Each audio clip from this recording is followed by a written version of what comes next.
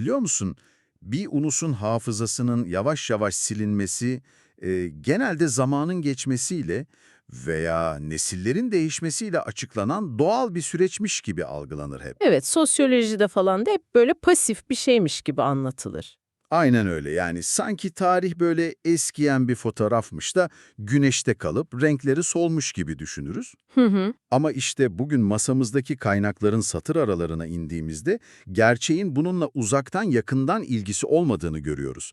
Hafızanın silinmesi bir kaza veya doğal bir aşınma değil. Kesinlikle değil. Bu doğrudan doğruya birilerinin hayatta kalmak, gücü elinde tutmak ve hesap vermekten kaçmak için kasıtlı olarak kurguladığı şey. Yani yapısal bir felaket. Bugün seninle bu masada olmamızın sebebi de işte bu felaketin anatomisini çıkarmak. Ve bu anatomiyi çıkarırken kullanacağımız kaynak materyal gerçekten de şey değil yani, sıradan bir metin değil. Hı hı. Konuştuğumuz şeyin ne kadar derin ve karanlık bir yapıya işaret ettiğini anlamak için kaynağın sadece doğasına, o fiziksel haline bakmak bile yeterli aslında. Kesinlikle. O zaman dinleyen dostumuz için şu an önümde duran belgeyi şöyle bir tasvir edeyim. Tabii. Masada adeta böyle gizli bir devlet arşivinden son anda kurtarılmış gibi duran, üzerinde ExiLab International yani Uluslararası Sürgün Laboratuvarı damgası bulunan çarpıcı bir belge var. O mühür çok detaylı bu arada. Evet, mührün etrafında çok spesifik iki ibare yer alıyor. Kurumsal hafıza birimi ve arşiv sistemi. Ve bu gizemli mührün hemen altında yazar Sapar İklim'in Veba Zamanında Ziyafet, Parazit Tabakanın Şeceresi adlı serisinden çevrilmiş oldukça sarsıcı bir metin duruyor. Biz bugün özellikle projenin bölüm 1 yani teşhis kısmına odaklanacağız. Aynen öyle. Metin, 90'ların başındaki St. Petersburg savnalarının o perde arkası siyasetini, Sovyetler sonrası vahşi güç savaşlarını tam içeriden gören, Sapar Ağa adına konuşan Sultan Sancar adında entelektüel bir asistan tarafından anlatılıyor. Oldukça içeriden bir bakış açısı yani. Hı hı. Bugünkü misyonumuz da çok net. Bir ulusun hafızasının yok edilmesinin mekanizmasını anlamak ve kaynak metnin özellikle işaret ettiği Türkmenistan'ın yakın tarihi, o bağlamın getirdiği gerçeklikler üzerinden bu silme operasyonunun nasıl işlediğini deşifre etmek. Çok iddialı bir misyon. Öyle. Pekala, hadi bunu biraz açalım. Hafızanın yok edilmesinden bahsediyoruz ama bir şeyin nasıl yok edildiğini konuşmadan önce neyin yok edildiğini tanımlamamız gerek sanırım. Kesinlikle öyle başlamalıyız. Sapar Ağa'nın metni bizi o alışageldiğimiz hafıza tanımından tamamen uzaklaştırıyor çünkü. Zaten o uzaklaşma metnin en can alıcı teşhisi. Yani toplum olarak hafıza kelimesini duyduğumuzda aklımıza hemen nostalji gelir. Evet, geçmişi özlem falan gibi. Aynen. Geçmişe duyulan romantik bir özlem, dedelerimizin anlattığı hikayeler, eski bayramlar, belki işte bir iki tarihi zafer falan. Sapar Ağa ve Sultan Sancar'ın metni ise bu romantizmi tamamen bir kenara itiyor. Nasıl tanımlıyor peki? Bize ulusal hafızanın bir duygu durumu olmadığını, devasa, somut ve işlevsel bir kurumsal sistem olduğunu söylüyor. Kurumsal bir sistem. Çok ilginç. Evet ve bu sistemin 7 temel yapı taşı, 7 ana kolonu var. Bunlar hafıza taşıyıcıları, kültürel normlar, eğitim yapıları, ritüeller, dil, elit kesim ve ahlaki sınırlayıcılar. Bir dakika, bunu dinleyicimiz için biraz daha somutlaştırmak istiyorum. Bu 7 unsuru yan yana koyduğumuzda ortaya çıkan şey aslında bir toplumun bağışıklık sistemi değil mi? Çok doğru bir benzetme. Ya da böyle bir gökdeleni ayakta tutan o devasa taşıyıcı kolonlar gibi. Mesela dil bir kolon, kültürel normlar başka bir kolon, ahlaki sınırlayıcılarsa sanki binanın temelindeki çelik konstrüksiyon gibi. O bağışıklık sistemi benzetmesini bir adım öteye taşıyalım istersen. Nasıl yani? İnsan bedeni nasıl geçmişte geçirdiği hastalıkları hücresel hafızasına kaydedip aynı virüs tekrar geldiğinde onu tanıyıp yok ediyorsa, bu 7 unsur uyum içinde çalıştığında toplum da benzer bir reaksiyon gösterir. Hı hı. Kendini savunur. Aynen öyle. Ulus kim olduğunu, nereden geldiğini bilir. Ama metnin altını ısrarla çizdiği en kritik işlev şudur: Sağlam bir hafıza sayesinde toplum hangi trajedileri asla tekrarlamaması gerektiğini idrak eder. Tehlikeyi önceden sezer yani. Evet, bu 7 unsur tehlikeyi, zorbalığı veya o çürümeyi daha ilk aşamasında tanıyan ve dışarı atan bir nevi hayatta kalma rehberidir. Ama burada aklıma takılan, belki de bizi dinlerken senin de aklına gelen çok temel bir çelişki var. Nedir o? Bu anlattığın kolonlar, bu yapılar ne kadar güçlü olursa olsun zamanın yıpratıcı bir etkisi yok mudur? Yani sosyolojik olarak baktığımızda zaman her şeyi silmez mi? Hı hı. Toplumsal hafızanın yavaş yavaş zayıflaması, eski travmaların unutulması doğanın, tarihin kaçınılmaz bir kanunu gibi öğretildi bize hep. Neden metin bunu doğal bir aşınma değil de kasıtlı bir felaket olarak tanımlıyor? İşte metnin bu kadar ufuk açıcı olmasının sebebi tam da bu yaygın ve pasifist yanılgıyı hedef alması zaten. Öyle mi diyorsun? Kesinlikle. Sapar Ağa'nın o 90'ların karanlık güç dehlizlerinden süzülüp gelen teşhisine göre zaman hafızayı silmez. Zaman sadece hafızaya yeni formlar verir, onu şekillendirir. Yani unutmak doğal değil. Asla değil. Bir şeyin unutulması, özellikle de kitlesel ve kurumsal ölçekte unutulması asla doğal bir evrim süreci değildir. Hı hı. Eğer bir toplum kim olduğunu, ahlaki normlarını veya gerçek elitlerini unutuyorsa, bu doğrudan doğruya bu unutkanlıktan siyasi veya ekonomik çıkar sağlayan belirli kişi veya grupların faaliyetidir. Bilinçli ve kasıtlı bir operasyon yani. Aynen öyle. Son derece planlı bir faaliyet. Yani birileri bir sabah uyanıp şey diyor, bu binanın ayakta kalması benim işime gelmiyor diyerek, bilerek ve isteyerek o taşıyıcı kolonları dinamitliyor. Tam olarak bunu yapıyorlar. Peki ama neden? Tüm bunlar pratikte ne anlama geliyor? Yani kim kendi yönettiği, kendi içinde yaşadığı bir toplumun hafıza kolonlarını neden yıkmak istesin ki? Bu soru bizi doğrudan metnin kam kalbindeki o meşhur sosyolojik kavrama getiriyor. Parazit tabaka kavramına değil mi? Daki o kaotik 90'lı yılları gözümüzde canlandırmamız gerekiyor. O St. Petersburg saunalarının olduğu dönem. Evet, Sapar Ağa'nın anlattığı o saunalar sadece birer mekan değil, devletin kaynaklarının, devasa nüfuz alanlarının meclislerde değil de bu karanlık odalarda gayri resmi ağlar üzerinden nasıl paylaşıldığının somut bir metaforudur. Çok karanlık bir tablo. Çok karanlık. Bu parazit tabaka iktidara liyakat, bilgi, akademik birikim veya halka hizmet yoluyla gelmiyor. Onlar gücü zorbalıkla, gasplarla, mafyatik ilişkiler ağıyla elde ediyorlar. Ve en önemlisi metninde vurguladığı kayırmacılıkla. Aynen öyle. Yani literatürdeki adıyla klientelizm ile elde ediyorlar. Liyakatin sıfırlanıp bana sadık ol sana kaynak vereyim prensibinin tüm devleti ele geçirmesi durumu. Kaynak metinde bu analizi yaparken tam da bu grupların anatomisini çıkarıyor ve onların halkla olan ilişkisini nasıl bir efendi-köle dinamiğine çevirdiğini gösteriyor aslında. Kesinlikle. Sapar Ağa'nın gözlemleri eşi benzeri görülmemiş bir liyakatsizlik ve güç zehirlenmesine işaret ediyor.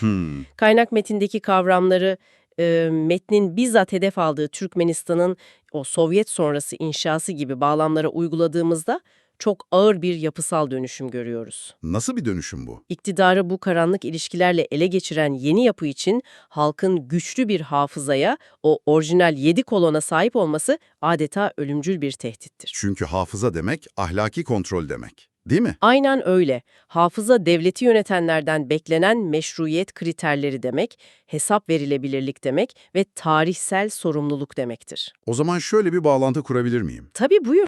Bu yeni liyakatsiz tabaka o koltuğu aslında hak etmediğini halka hatırlatacak, onlara geçmişteki devlet adamlığını veya gerçek ahlakı anımsatacak her türlü referans noktasını yok etmek zorunda.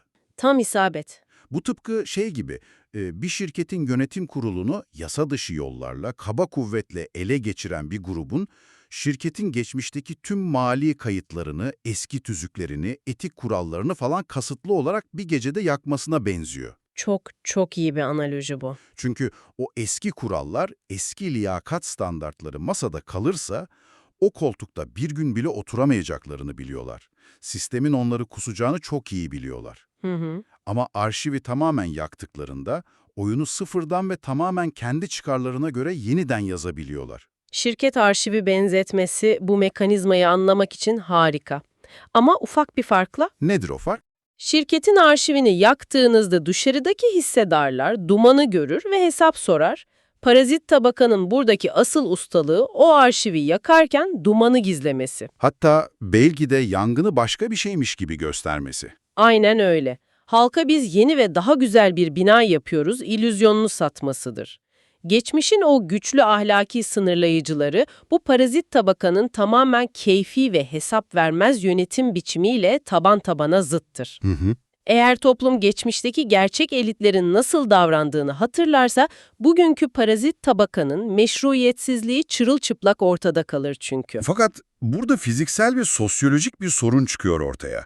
Taşıyıcı kolonları yıktılar, tamam şirketin arşivini yaktılar, halkın hafılasını silip o 7 temel sütunu devirdiler, devasa bir boşluk oluştu içeride. Evet, bir vakum oluştu. Doğanın kanunu gereği o binanın çökmek zorunda olması gerekmez mi o zaman?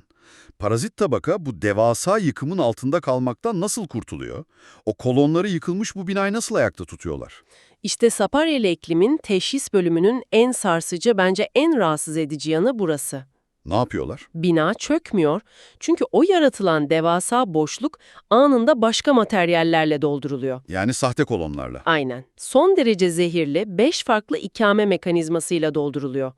Parazit tabaka orijinal hafızayı yok ettiğinde kendi iktidarlarının sürmesi için o boşluğa kendi sahte kolonlarını dikmek zorunda. Aksi takdirde anarşi başlar ve anarşide onlar da barınamaz. Peki nedir bu sahte kolonlar? Yani neyi söküp yerine neyi monte ediyorlar? Sistemin nasıl zehirlendiğini adım adım takip edelim istersen. Tabii. İlk sahte kolonumuz korku. Korkuyu toplumsal dayanışmanın ve ortak hafızanın tam kalbine yerleştiriyorlar. Bir toplum o 7 orijinal unsuru kaybettiğinde birbirine olan güvenini ve bağını da kaybeder.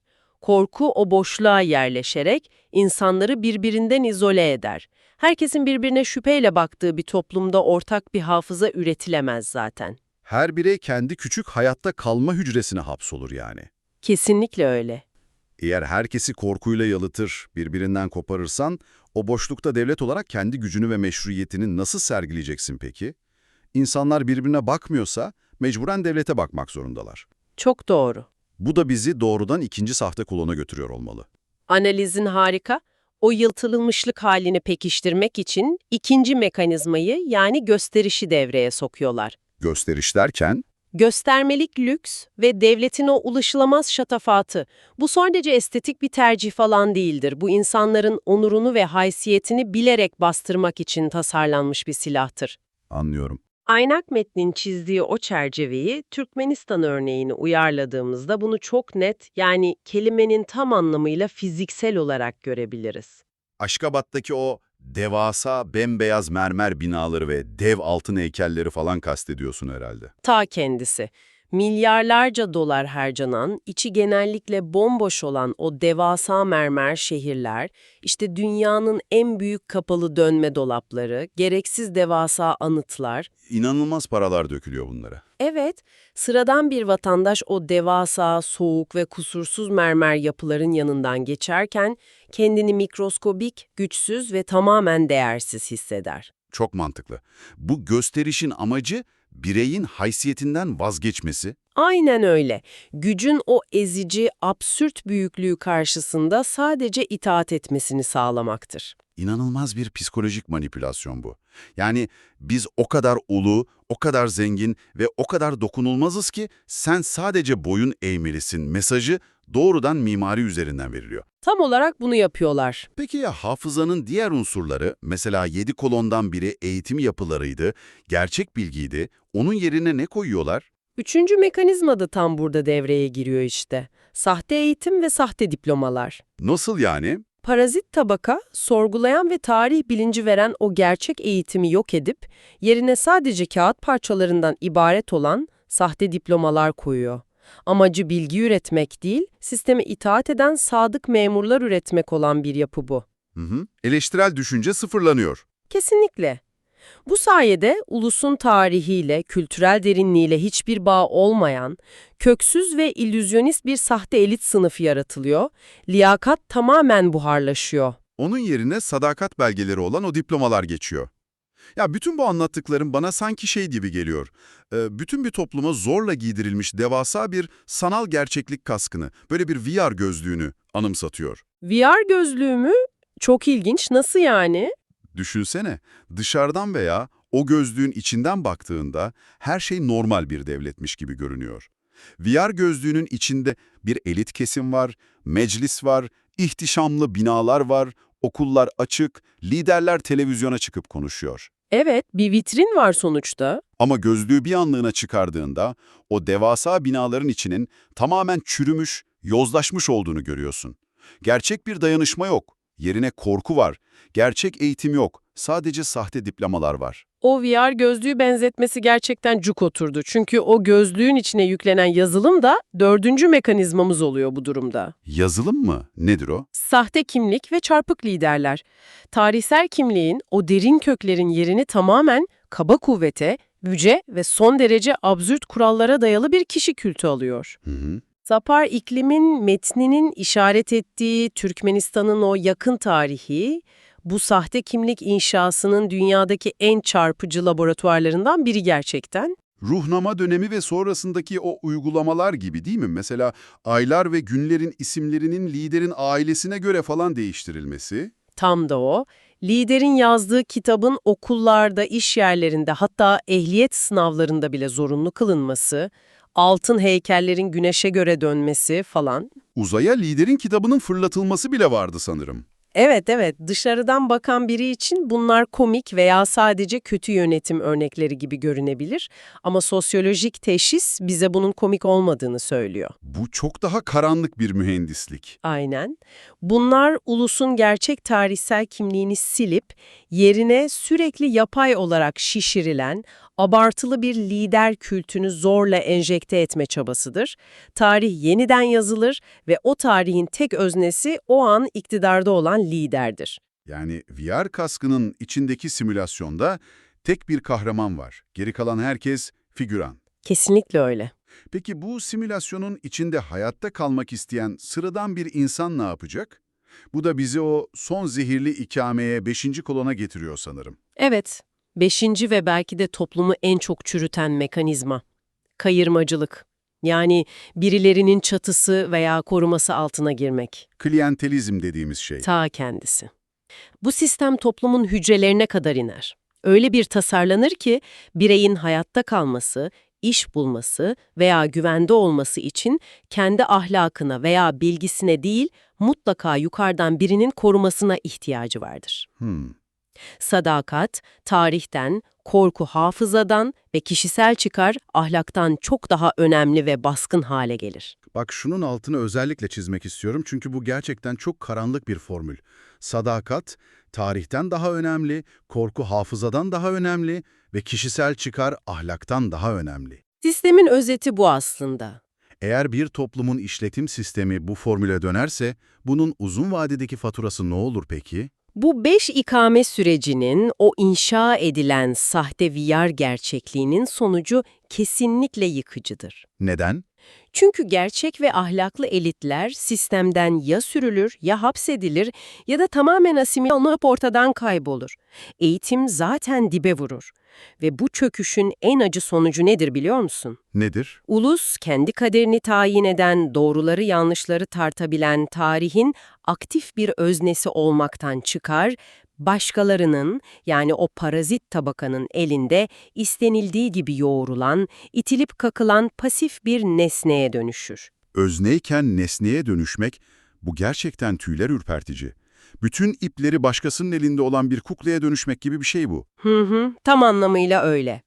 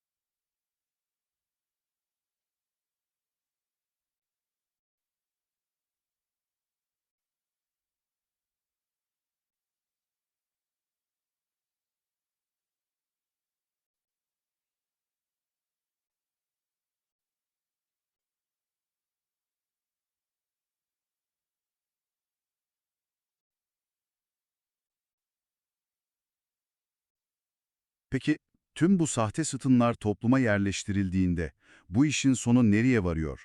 Sapar Ağa'nın projesine verdiği o ana başlık, veba zamanında ziyafet metaforu tam olarak nerede ete kemiğe bürünüyor? Toplum bu sahte kolonlarla sonsuza kadar yaşamaya devam edebilir mi? Sürüklendiğimiz yer Sapar Ağa'nın kelimeleriyle tam anlamıyla bir yapısal felaket. Bu durum hani "ah gençler tarihimizi unuttu, değerlerimiz yozlaştı" tarzı basit bir kültürel sızlanma falan değil. Bir çöküşün habercisi. Aynen. Bu, binanın er ya da geç ama mutlaka kanlı bir şekilde çökeceğinin matematiksel garantisidir. Neden bu kadar kesin konuşuyor Metin? Başta ne dedik? Hafıza bir bağışıklık sistemidir. Hafıza silinip yerine o sahte korku ve gösteriş kolonları konduğunda toplumu felaketlerden koruyan ahlaki refleksler tamamen kaybolur. Bağışıklık sistemi, çökmüş bir bedenin en ufak bir rüzgarda aynı ağır hastalığa tekrar yakalanması gibi, o ulus da geçmişteki trajedileri, sömürüleri kaçınılmaz olarak tekrar yaşamaya mahkumdur. Yani o trajediler tesadüfen kapıyı çalmıyor. Sınırları kaldıranlar, hafızayı silenler bizzat o parazit tabakanın kendisi olduğu için felaketi aslında içeri davet ediyorlar. Kesinlikle öyle. Veba zamanında ziyafet başlığının sırrı da tam burada yatıyor işte. Nasıl bir sır bu?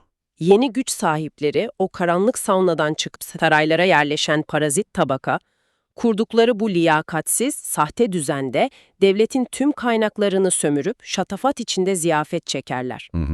Ama hafızasız bırakılan, korumasız bir nesneye dönüştürülen halk, vebaya yani tekrar eden tarihsel acılara, trajedilere ve fakirliğe mahkum edilir. Masadaki ziyafet elitlerin payına, sokaktaki veba ise halkın payına düşer. İnanılmaz çarpıcı.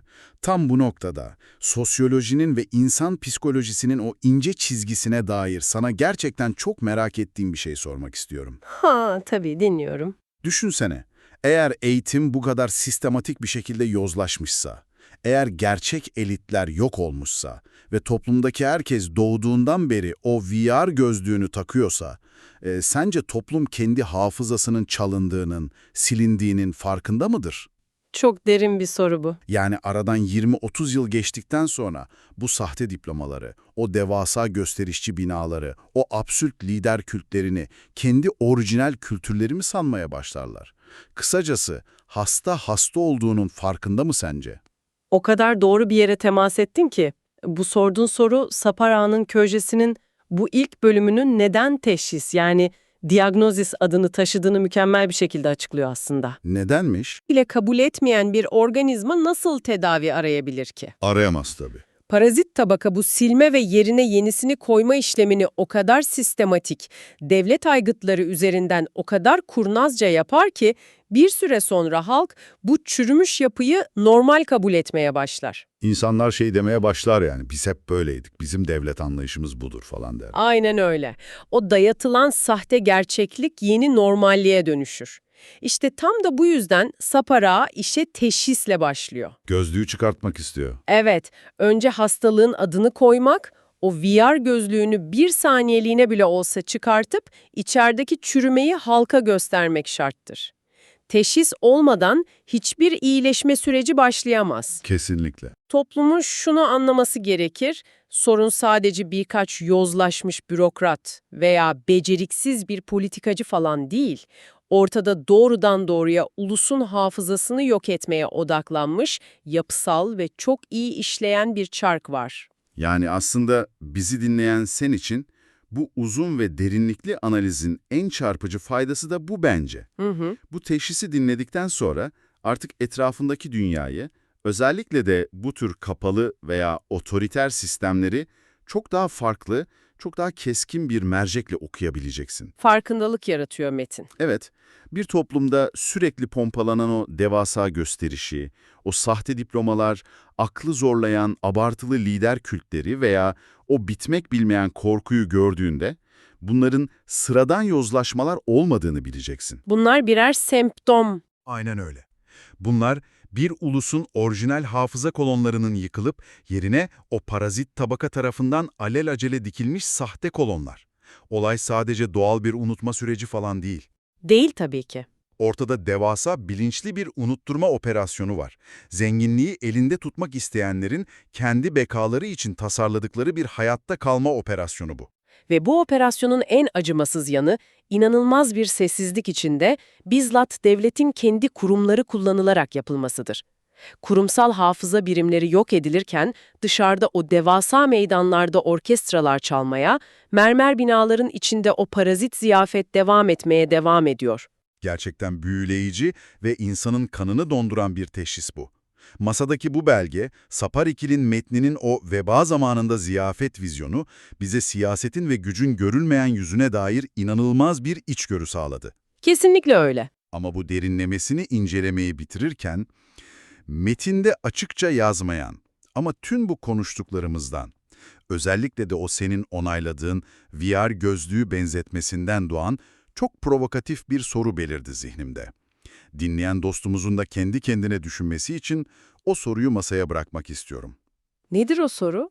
Eğer bir toplumun hafızası, o devasa 7 taşıyıcı kolon, sadece tek bir nesil içinde devlet aygıtları kullanılarak bu kadar sistematik olarak sökülebiliyorsa ve yerine korku, gösteriş ve sahtelikten oluşan bir karton evi inşa edilebiliyorsa, o karton evin içinde doğan, o orijinal 7 sütunu hayatında hiç görmemiş olan bir sonraki neslin zihnine ne olur? İnanılmaz bir çıkmaz bu. Tamamen laboratuvar ortamında üretilmiş o sahte bir hafıza, aradan yeterince zaman geçerse, 10 yıllar devrilirse, o ulusun trajik ama mutlak gerçek kimliğine dönüşebilir mi? Hakikatin tamamen bu kurguya yenik düştüğü o karanlık noktadan gerçekten bir kurtuluş, o sanal gerçeklikten uyanıp fişi çekecek bir güç var mıdır? Çok sarsıcı bir düşünce. Bugün o teşhis raporunda gördüğümüz şey sadece siyasi bir yozlaşma değil, bizzat bir ulusun ruhuna, bağışıklık sistemine yapılan kurumsal bir suikastı. Bu ağır ama bir o kadar da ufuk açıcı entelektüel yolculukta bizimle masaya oturdun, bu derin metni bizimle birlikte deşifre ettiğin için teşekkürler, şimdilik hoşça kal.